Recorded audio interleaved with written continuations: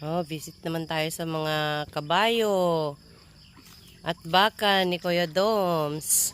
Ni Lodi, oh. Ayan yung 3 months niyang anak ng baka niyang una. 3 months lang yan, guys. Look. Di ba 3 months na lang? 3 months lang ito. 3 months sa 3.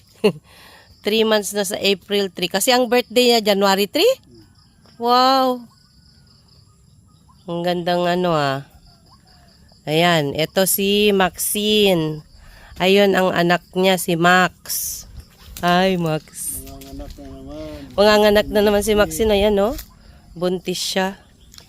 Malapit na siya manganak ulit. Oo.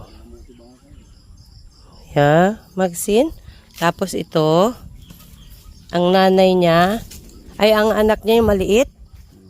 Yun, nanganak nung, kailan?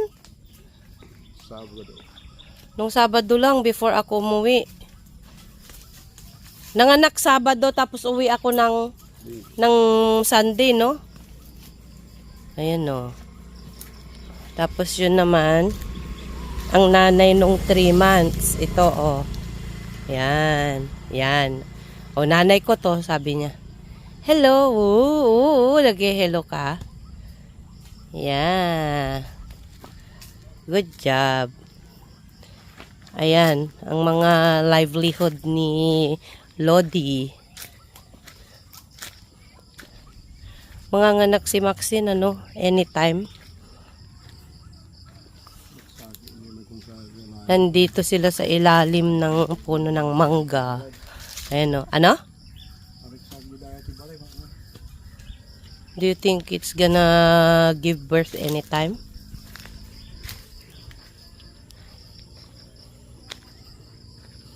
Hi, Max.